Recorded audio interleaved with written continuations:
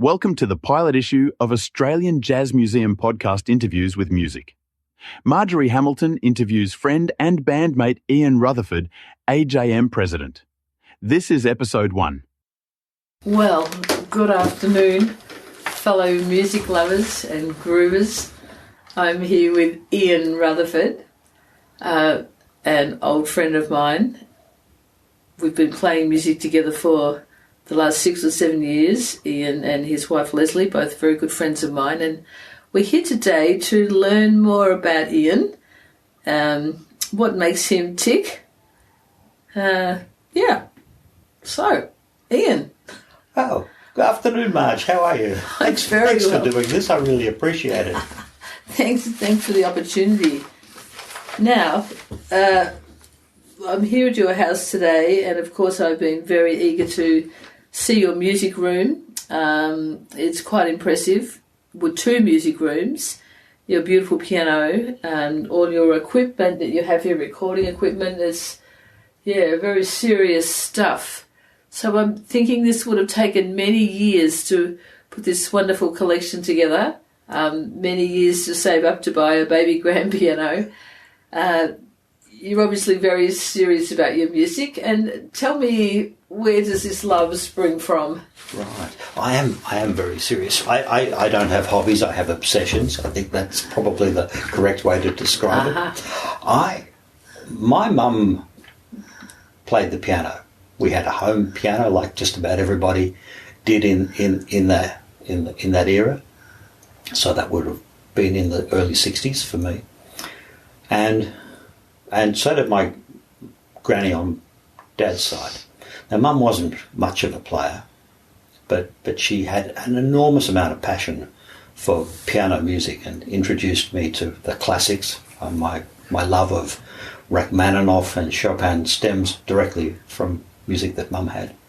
And she had a few bits of music around that she could muddle through, but she loved it.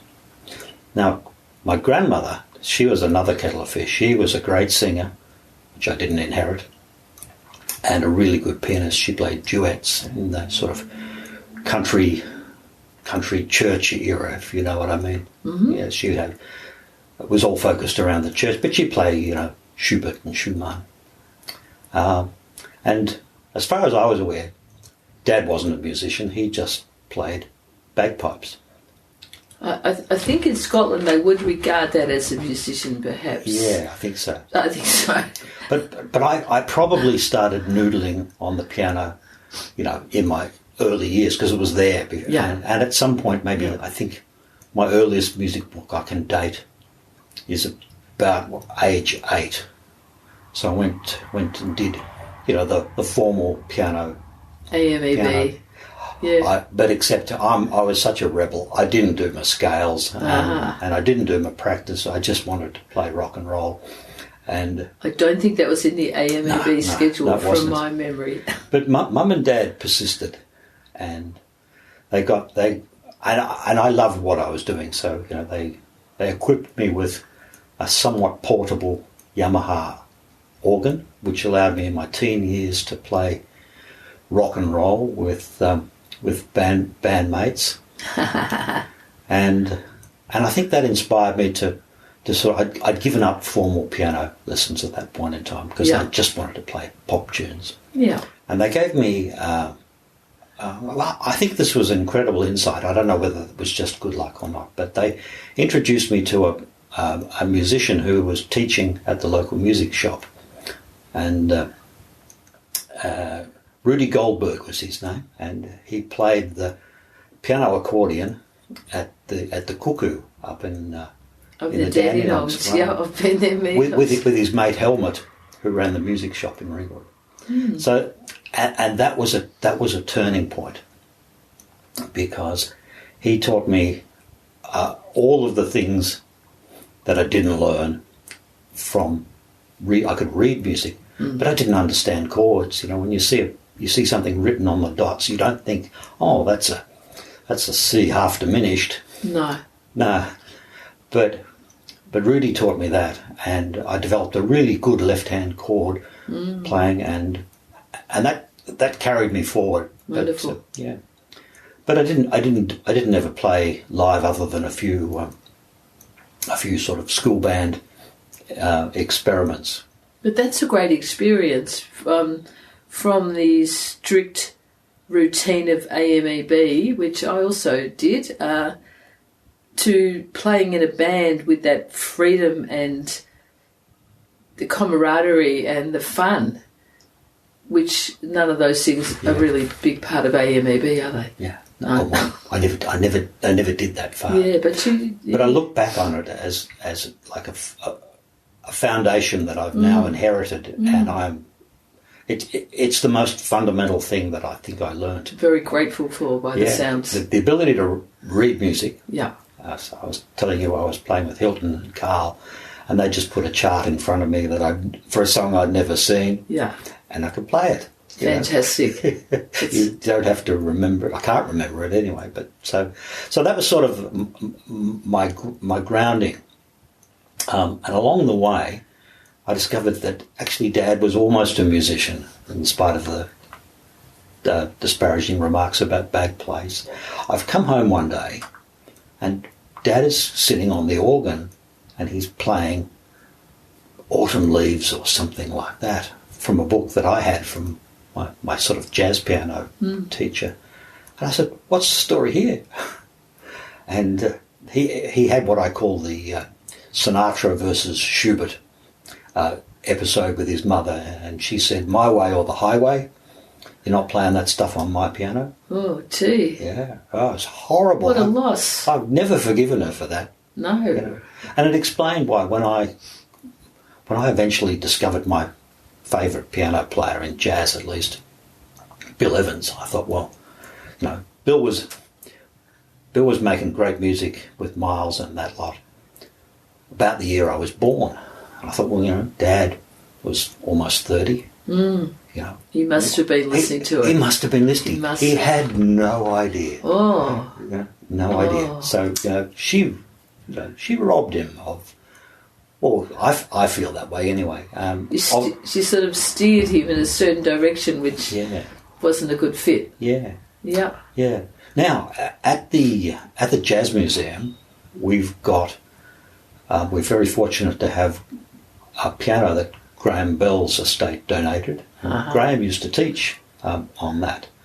So my friend Hilton has been encouraging me to overcome my solo piano phobia and just sit on there and play something, and even more so to get it recorded.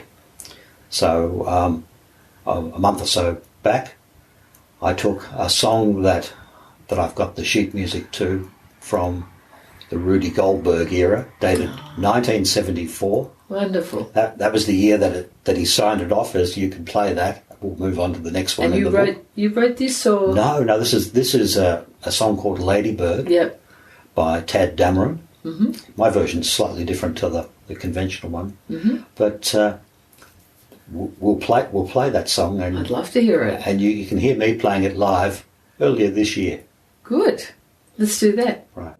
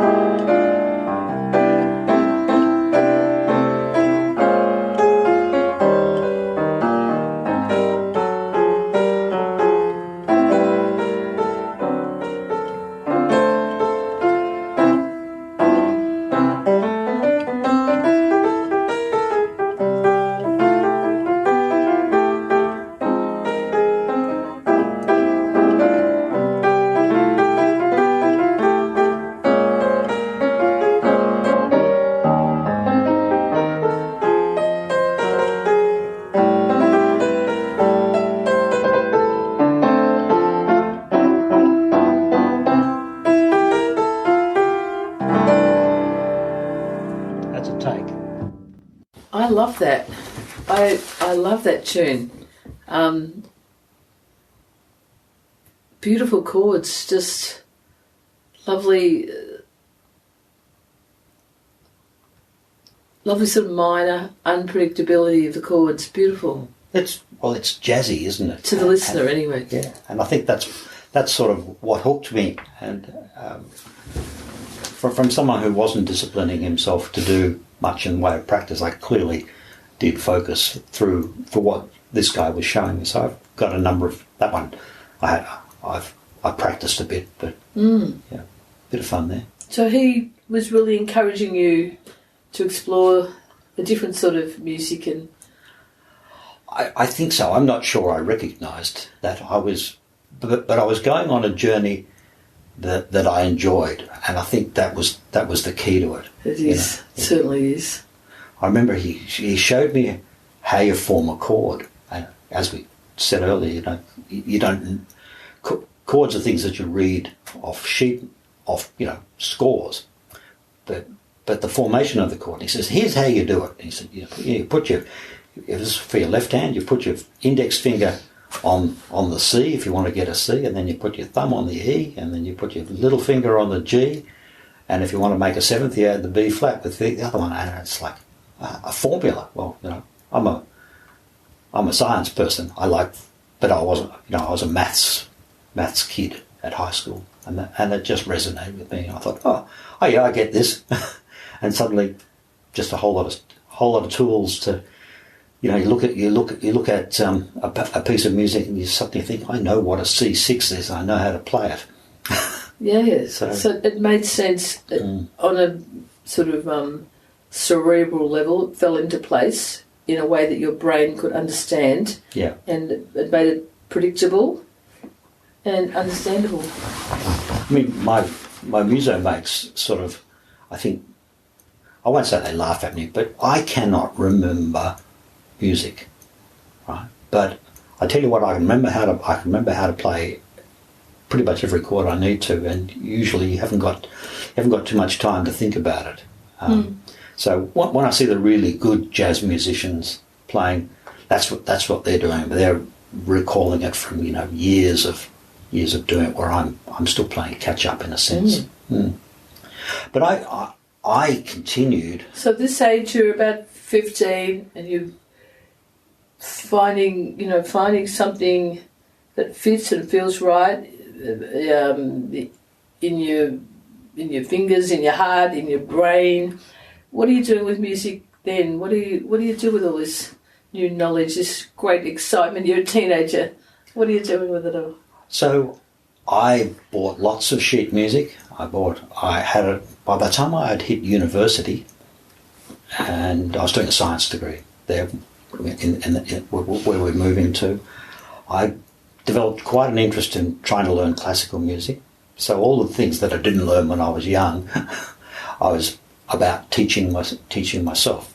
So the Chopin. I mean, a lot of the stuff was just too hard for me. So I'd pick out things that I could play. But I like to understand it. So I'd even buy scores of things I couldn't play, just to look at how they did the things.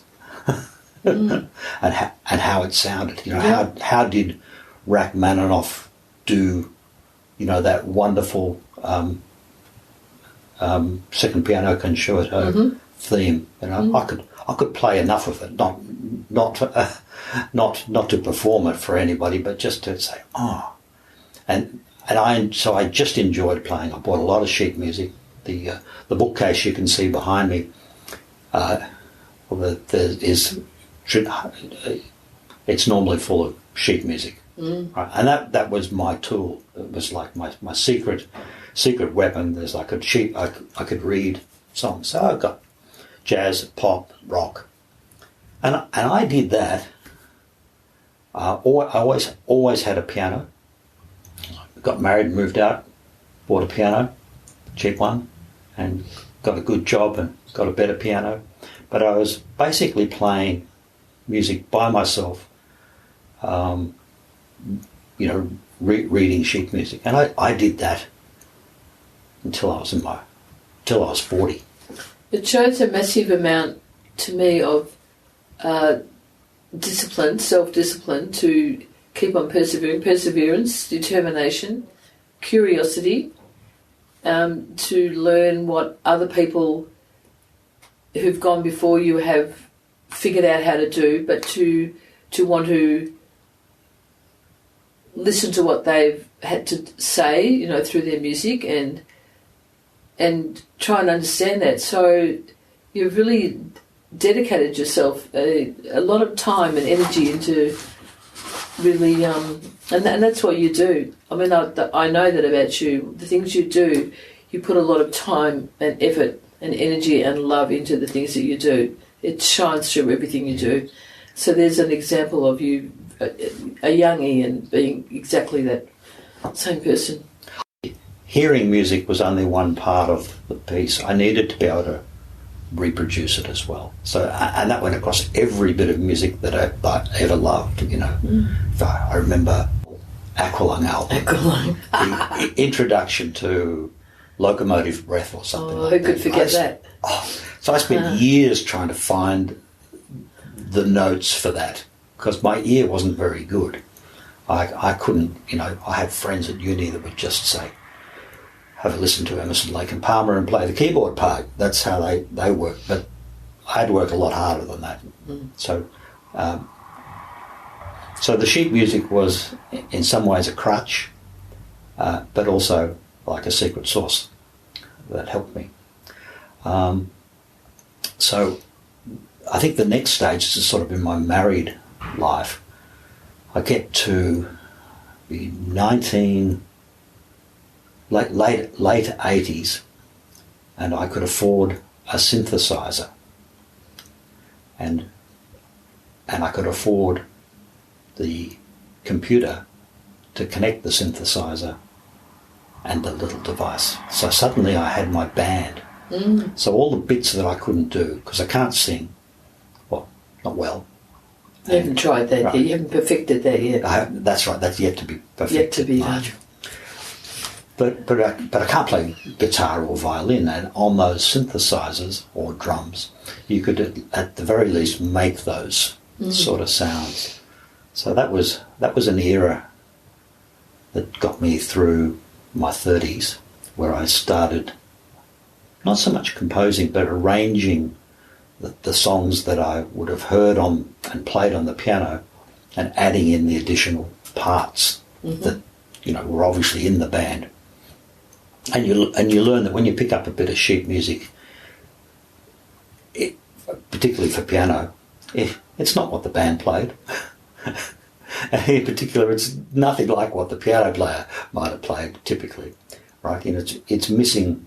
It's an abbreviation of the guitar, the drums, the bass, the piano. A template to work from. Yeah, and designed for people to do a solo performance of the entire piece. So that allowed me to, and I think we haven't really talked about the theme that I'm running with today, which is songwriting, but I think that got me started. It allowed me to start pulling songs apart and recreating the parts that I couldn't play.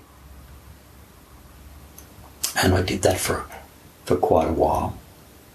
So I got better and better at that, but never wrote any songs myself.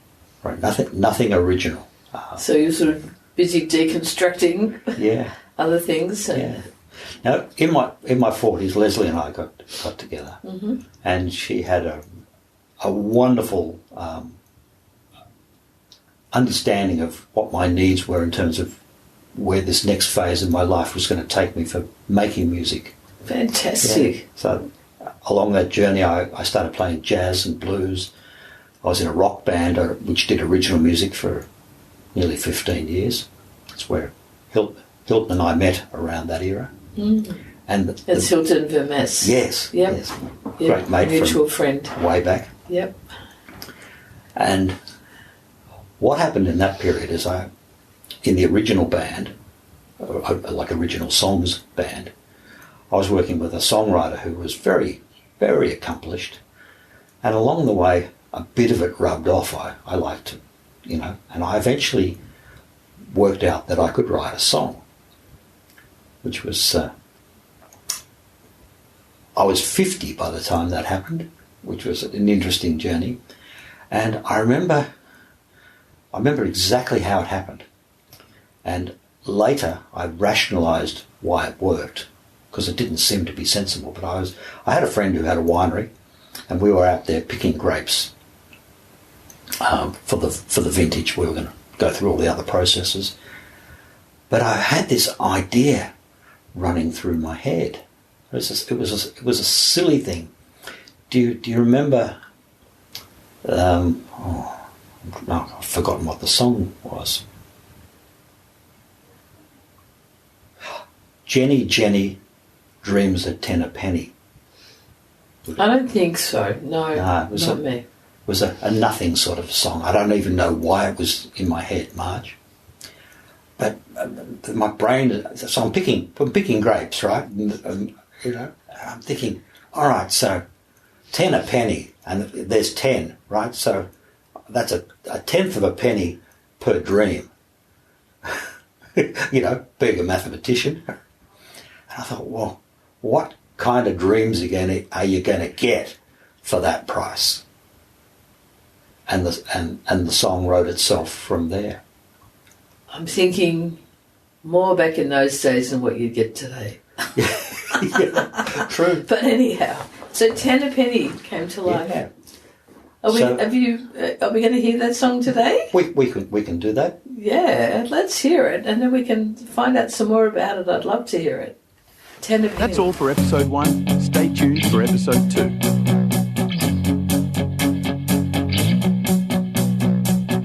What's up would you get for that price?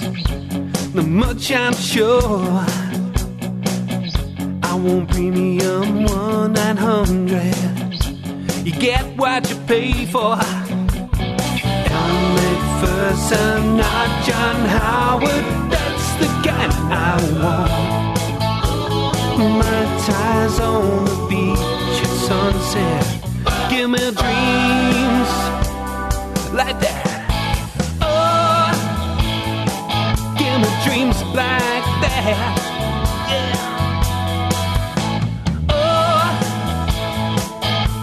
Dreams like that.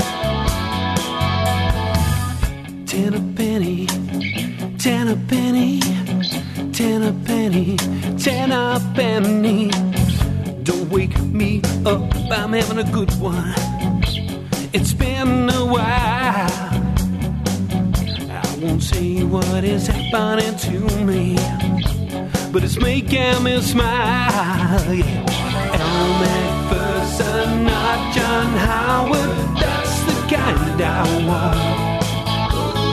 My ties on the beach at sunset. Give me dreams like that. Oh, give me dreams like that. Yeah. Oh, give me dreams like that. 'Cause when I'm coming on strong, I feel so alive.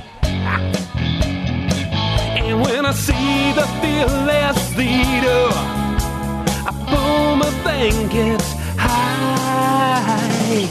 10 a penny, 10 a penny, 10 a penny, 10 a penny, oh.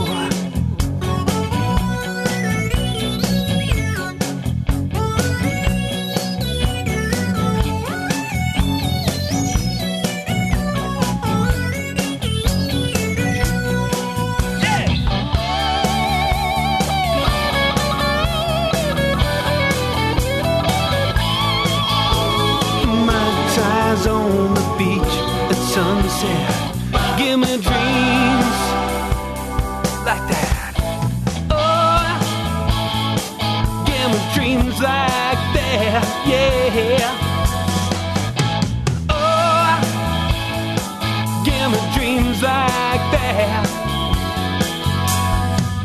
10 a penny, 10 a penny, 10 a penny, 10 a penny. Around that time, were you also listening to a bit of Steely Dan? Because I feel like I can hear Steely Dan influence in that song. Oh, Marj, you've absolutely nailed it. Because that was the first album that the original band Mu Theory did, and the five of us were all brought together by a love of Steely Dan. Oh, there you go. Isn't that funny? And Tony, who helped me put a little bit of extra, he's the vocalist on that, he helped me put a little bit of polish onto the final product, because it literally was my first song. Yeah. He wrote a lot of stuff that was Steely Dan inspired. So I was trying to look to see whether I have another one. I have another one. I liked it. You listen to it now. What do you think of it now, Ian, when you hear that song today? I really enjoy it. It's got a special place for me, because it gave me the confidence to take it forward. In fact, what I realised a little bit later, and was that one of my favourite musicians, Elton John, I realised how he wrote music. So Bernie Taupin wrote the lyrics, and Elton wrote the music to the lyrics. And I thought, I'd never thought of that. I thought, because I was creating the music, I would create the melodies, which you do as you compose, like songs that don't have music, that don't have lyrics. And it just never occurred to me. So I tried it, and that led really to the next era we'll talk about, where every time I had an idea, I just write it down. Sometimes it was a phrase, writing down one idea on it after being pushed over on a tram by an old man. I thought, you're a grumpy old man. So I just wrote that down. Then one day I went back and I wrote a song about grumpy old men. And that was a pattern that formed for much of my songwriting, that I realised I needed the lyrics, and I could write music to the lyrics. I could write a melody. So, I'd be sitting down at the piano and I'd be running through. I didn't do it for ten a penny as much. I think I was still working forward, but I'd be working it, and I'd attempt to sing it. I couldn't hit the notes, but I could sense the phrasing and things like that. So that really helped. So aside from the pleasure of that,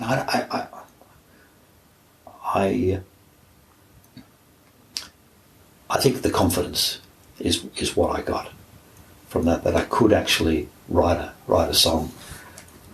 I'm thinking how you're adding layers. You start off with the piano, and then you got the synthesizer and the computer, and now you're writing songs, and layers are sort of being added to your musical, I don't want to say career, but your musical skills, I'll say. Your musical skills, you're layering on top of things. That's certainly how I feel. That I've got another musician friend, and she talks about it as leveling up, which is sort of game playing. Yeah, thing. sure. But every now and then Modern you think parlance. that there's a quantum increase, or you realise that you think, a year ago I wouldn't have done that, or I couldn't have done that, and it's like this ka-ching, I've just got a payout for achieving something. Yeah. And most of it's hard work, I think. Paradoxically, I reckon I'm a much better musician now than I was 20 years ago, but I don't play as well. A lot of the classical pieces that I could play, I can't play anymore. Firstly, because I don't play them, but the fingers are starting to get arthritic, but what I can play, I think is informed by a better brain than I had, a better musical brain than I had 20 years ago, and I enjoy that a lot. Good. What's next? Well, the confidence led to getting lots of song ideas and writing lots of songs, and what I was missing. So the band we heard only really played the songs that the band agreed on. So I had a heap of other stuff that I liked, and I needed a way to present this music. Now, at this point in time, there was an internet service that cropped up. We're talking about 2012 or something like that, I think, is the era. And you could basically hire a musician. So I could look at the bits that I can't do. So I can't sing. So I'd write the entire piece on my computer arrangement, doing all the bits that I could play. And I'd usually pick, I don't know, an oboe or a flute or something to represent the vocal line. And then I'd hire a vocalist online to sing it. So I'd write all the lyrics, and I'd send them a version that was the guide part, and then another version which was the backing part and the lyrics, and off you went. And I ran into, because it was the early days, this service was called Fiverr, and you could literally get a part for $5 US. So I discovered some amazing musicians who were, I was having fun. I think they were trying to sort of supplement their income. But two of them appeared on a number of my tracks. So the next one that I want to present is a song called Looking for Heroes, which was just one of my ideas that had turned into a song. And I'm playing everything but, I think, the guitar solo, the drums, and the vocals. And the drummer has probably been on a dozen of my tracks, I think, and the vocalist, who moved from being $5 to, I think, $200 a song, because she's actually quite good. And so both of those were an important part of being able to churn out a song that had a level of professionalism. Were you looking for heroes at that point in your life? Personally? No. My attitude to heroes, Marj, is never beat them. Never be them. No, never meet your heroes. Yeah. It can a disappointment. It can be a disappointment. Sure. Yeah, good. So if you like, we'll play this one. I'd like to hear it. Yeah, Looking for Heroes. Let's hear it.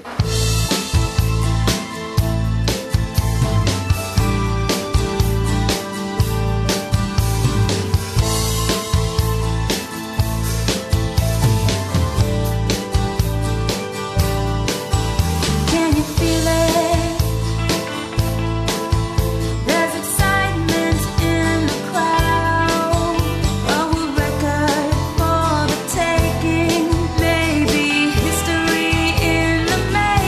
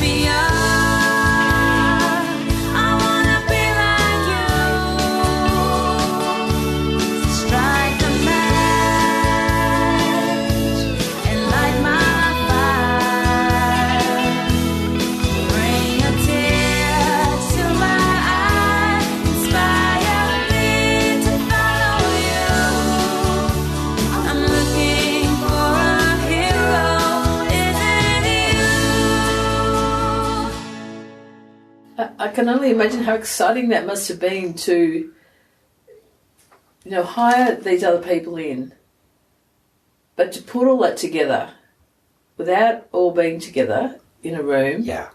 Like today we sort of have, what do you call them, Zoom meetings and all these virtual things. But to have done that then, what year is this when you're doing this? About 2013, I think. Okay, so bringing in people from overseas, hiring them, getting their voices in, and what other instruments did you have there that you hired in? So they get just the guitar. Yeah, there's and the backing. vocals? I forgot. There's backing vocals in there. That's a separate vocalist. But the guitar, and I probably played the bass on a keyboard. Yeah. But how exciting to be able to put that together, Marj. In that virtual space. It's incredible. I absolutely felt amazed that I thought that you could create. Well, not just that anybody could create it, but the fact that I did it. I think the title "Looking for Heroes" would have, reflecting on that, listening to that finished product, I imagine you may well have felt like quite a hero yourself. Well, it's funny. I think you might have. I reckon. Well, I hope you did. I hope you did. It's amazing. Well, I reckoned at the time it was the best song I'd ever written, and listening back, it's been a few years since I played it. I picked it out just to do this journey. I still feel it was pretty good, and agreed. There was, because you could also release your own music as well. The small innocent child in me expected to be a songwriting pop star on the back of that, because I thought it actually sounded like something you'd hear on the radio, a good song. Yeah, without a doubt. Yeah, yeah. So if I never do any better than that, I'll actually be quite happy.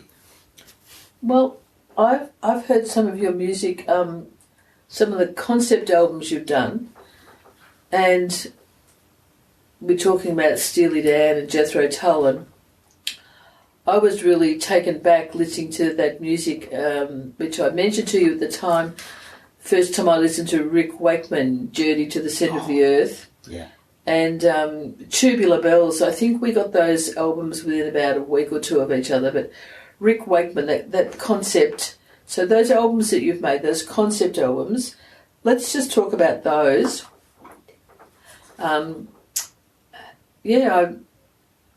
That was the confidence of doing Looking for Heroes, and then to branch into something like the concept albums. That's just another.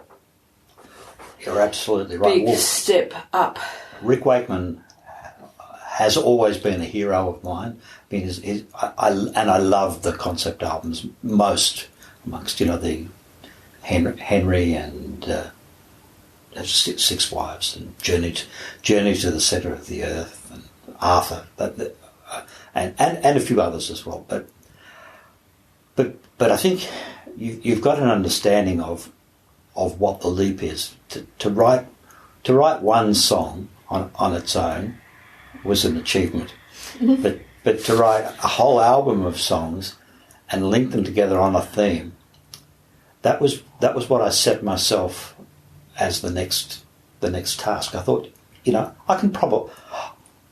I didn't think I could do it, honestly, and I tackled the Second Earth album, which we haven't got anything from today, but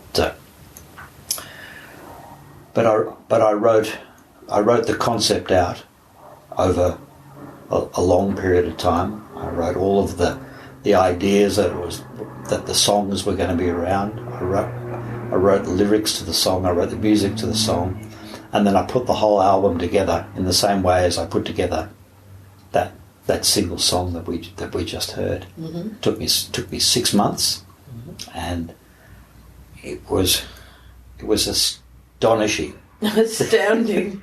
Well, the feeling that you think at the start, you think this is just so big, I don't think I can do it, and if you start like that, which I probably sold myself short, maybe, but I'd never done it, and you listen to things like Rick Wakeman's work, and you think, goodness me, phenomenal playing, and to do something that you think, wow, I actually got the whole concept together. And I got hooked, and I did a couple more after that. The Planets and Elemental. Elemental, yeah. Mm. So the planets was a song for each planet Brilliant. in the solar system and their moons.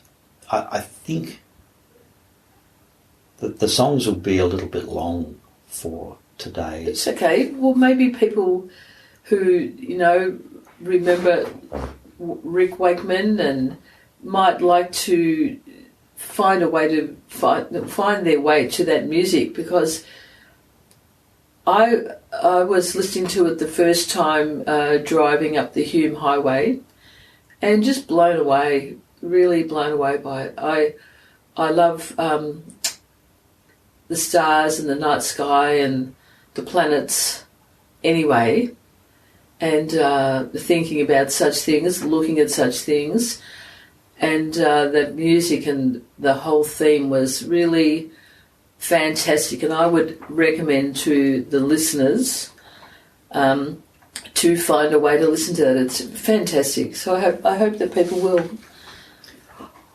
I took stock of what I did on Second Earth. I thought there's a number of things that I want to do better on the next one, and I think I did on the planets. In getting to that point, just going back to the song "Looking for Heroes," I wrote another song which just came out of very strange circumstances. Strange, not weird, but just Leslie and I were travelling in Queensland, and we'd been up a mountain. We're driving down, and up in the sky there's a strange cloud formation, and those clouds are making shapes on the mountains below, and I started off thinking, oh, that's odd. What's going on there? And then I put myself in a place where I thought, well, what would earlier civilizations have made of that? People that took omens from the elements of nature, good luck, bad luck. So I wrote a song called "Shadow on the Mountain," and it started off examining what people might have thought, but along the way it changed. This was an era when we were very focused on boat people, and we were quite xenophobic. So I think it's a mix between ancient beliefs and possibly how it ties into present day xenophobia.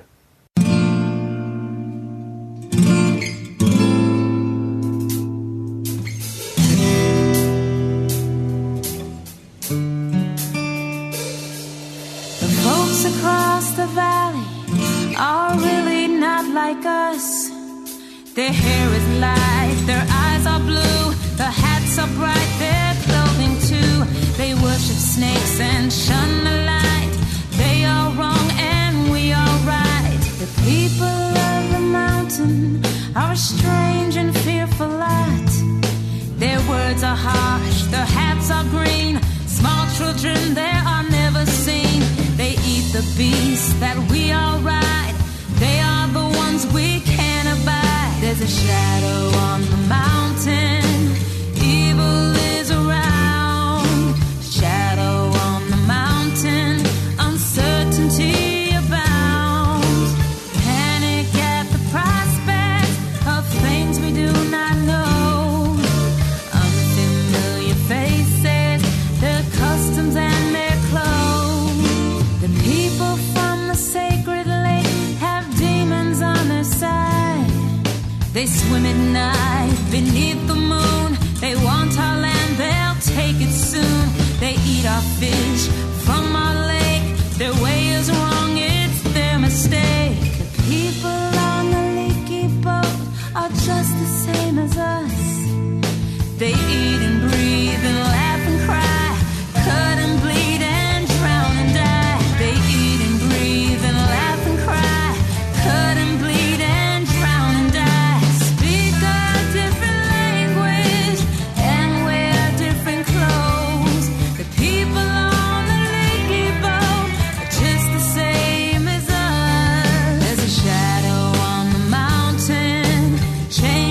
coming soon.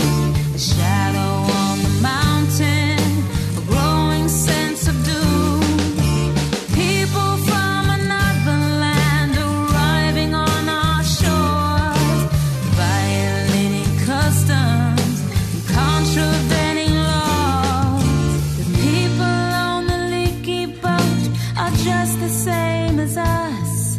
They eat and breathe and laugh and cry. They cut and bleed and drown and die. They eat and breathe and laugh and cry. They cut and bleed and drown and die. There's a shadow on the mountain, it's just a passing cloud. A shadow, not an omen. Don't be sucked in by the crowd. People seeking refuge, arriving on our shores. People just like you and me, fleeing evil laws. A shadow on the mountain, it's just a passing cloud. A shadow, not an omen. Don't be sucked in by the crowd. People seeking refuge, arriving on our shores. People just like you and me, fleeing evil laws. There's a shadow on the mountain, it's just a passing cloud. A shadow, not an omen. Don't be sucked in by the crowd. People seeking refuge, arriving on our shore. People just like you and me, fleeing evil laws.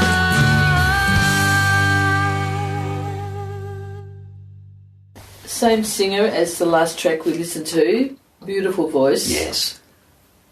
Yeah, wonderful. And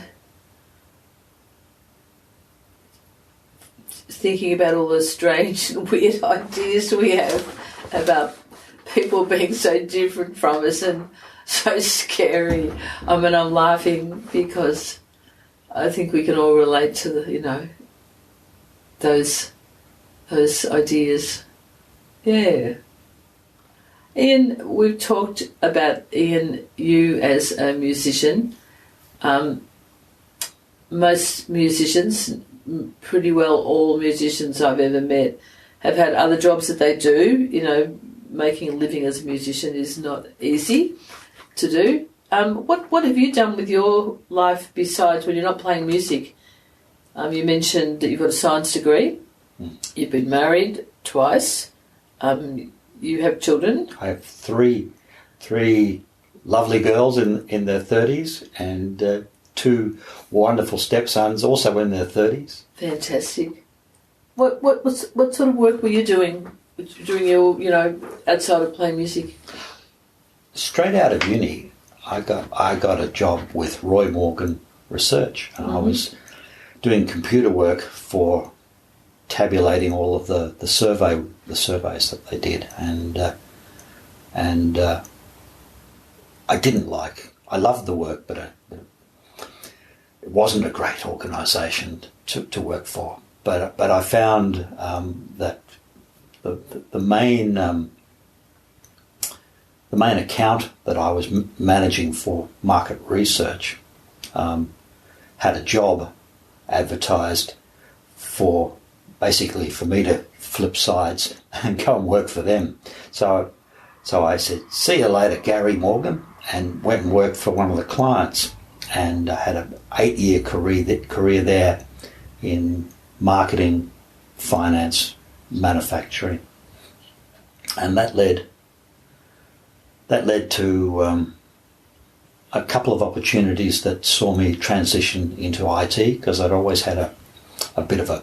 That would have been the early days of IT, would it? Yeah. Or not? Or was it pretty established then? At that job, the Roy Morgan one, I was working on computer tape-based systems, big mainframes.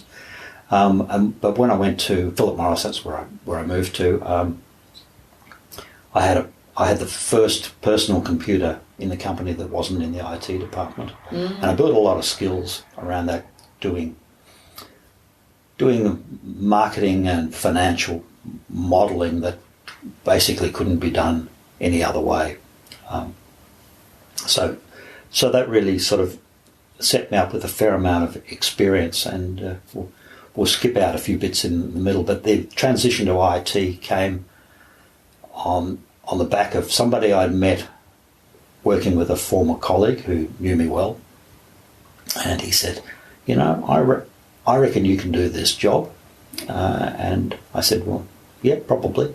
So I took a crack at it and ended up in what filled the second half of my career, which was IT consulting, working around implementing customer management systems.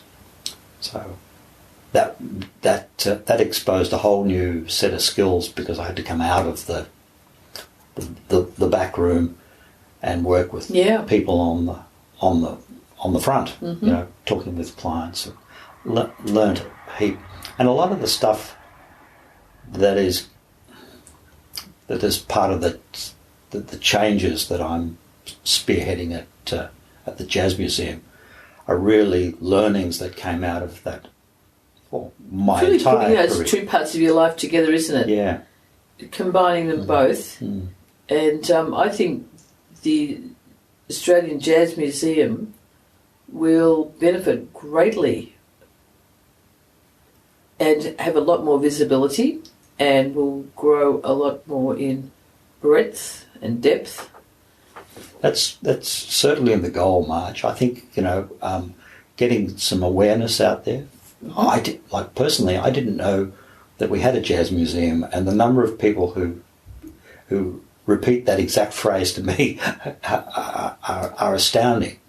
So I think what we're doing is a combination of marketing and IT, and building a platform to create. Well, not my vision. The vision of Terry Norman, who was president before me, was a virtual museum, and it was something he wanted to do. And I think we've got the formula where we're going to start to be able to present everything about jazz. You know, not just the music, but you know, the photos of conventions and performances.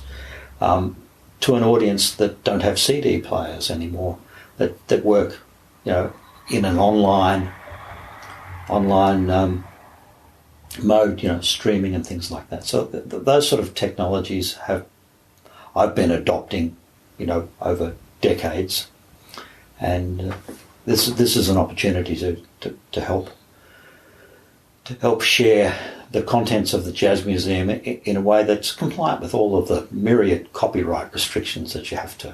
Complicated. Yeah. I had been to the Jazz Museum a couple of times rehearsing, but I had no idea the extent of what was there. And the next piece we're going to listen to, a collaboration with your sister, around the theme of Alice in Wonderland. The Jazz Museum in some ways is kind of a bit like going down the rabbit hole. You can come in and you could rehearse there without having any knowledge of all those other rooms and little passages and things that are in there. So let's talk about that one. What a wonderful analogy and segue as well, Marj. In fact, down the rabbit hole is not only a good breakfast spot, but it's a typical experience for what we'll have in a day volunteering at the Jazz Museum. You open the lid on a box, and inside is a gem that you had no idea was there. Wonderful. Yeah. So we've got handwritten letters from significant musicians to significant collectors over decades. And, you know, we're about preserving that. So when you find one of those, it's wonderful. I've been doing a lot of radio appearances where I'll bring a playlist which is about Australian jazz and put that out, you know, to their audience. And that's a journey, because most of this stuff I've never heard of. And then I discover a new favourite pianist every week by going through this and listening to it. I think, oh, I've never heard of Cole Nolan. And then I'll talk to someone who's been around in that area, and he said, "Oh yeah, famous guy." so it's a great. I'm educating myself on that as well. Well, that seems to be a real theme in your life, to keep educating yourself. It doesn't sound like it's much of an effort to keep your passion for music alive, but you put in the hard work to keep educating yourself and keep growing and learning. And what a marvellous raft of talents and experience you bring to the position. So we'll listen to that song that so you collaborated with your sister Wendy on this last song. What's Wendy doing this? So Wendy's now, I think she's a retired teacher. Yeah. I think occasionally she gets lured back to do some casual relief teaching, but she in her final years taught year 12 English literature. Yeah. And she's loved books all her life. And when we were having a chat, I forget exactly how this came about, but I said, I'm thinking of doing an album based on Alice's adventures in Wonderland. And then I said, would you be interested in writing the lyrics? And because I'm not convinced that my lyric writing is as good as it could be. And she said, yeah. So there were, I think the book had 12 chapters. And I said, here's how we're going to do it, because she'd never written lyrics before. I said, write me a poem for each chapter, right? And then I get the first poem I got was truly a poem, and I needed to adjust it a bit to make it into a song. But Wendy's a pretty bright girl, and she doesn't need to be told anything twice. So the next one was bang on.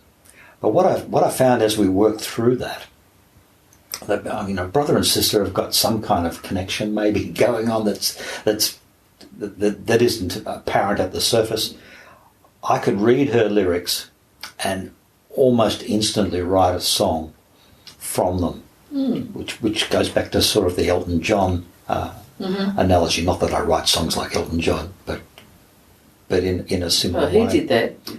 Bernie Taupin's lyrics. Yeah, so Wendy, he would do that. Wendy'd write the lyrics, and we finished this in COVID actually, so it's a relatively recent example. It was so much fun. So I sourced the performers, in the same way that we've discussed with my traditional way. And this one is called Tea with Crazy People.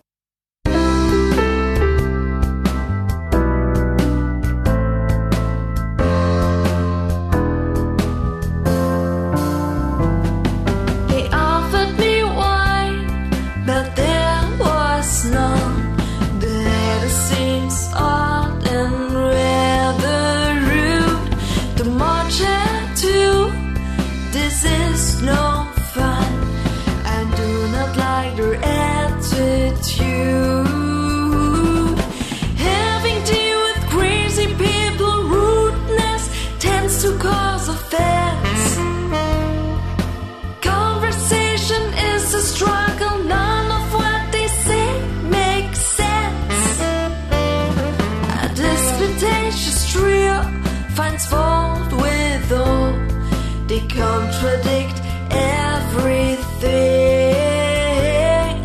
Mean what I say and say what I mean, and not so different. Having tea with crazy people, watches that don't tell the time. Riddles that don't have an answer, different words for nursery rhymes.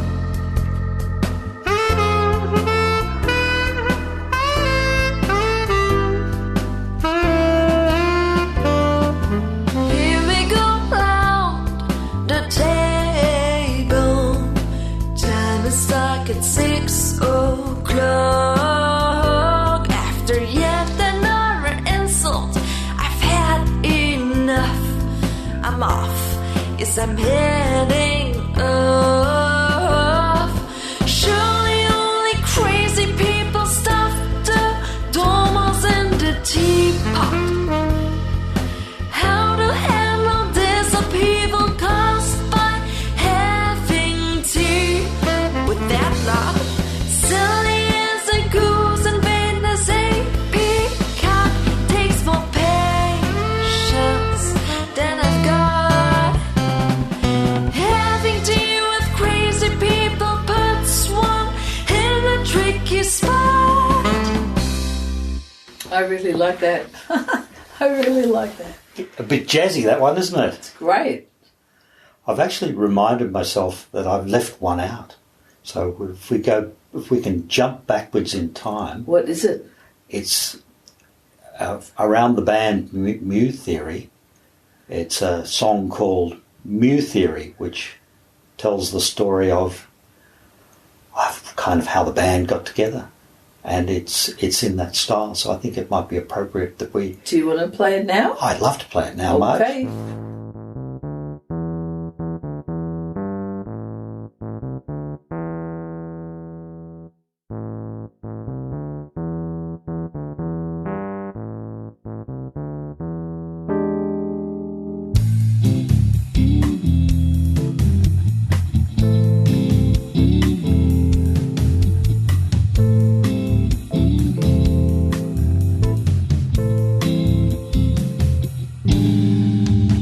Now way back, so long, a couple of lads wore it on.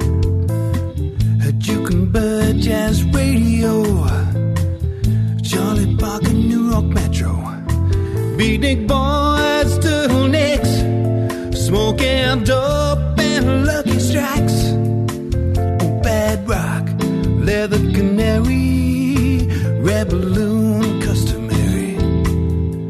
We're playing all night, hold tight, Mu Theory.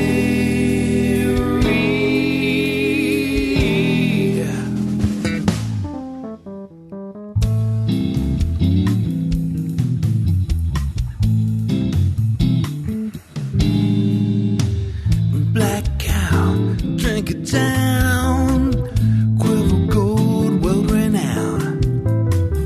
Rum and coke, make me a zombie. Time to tour in the combi. Count 4 and 2. Slash chord sounds like a moo. Sharp 9 in time. A flat 5, we're alive, yeah. We're playing all night. Hold tight, Mu Theory, yeah.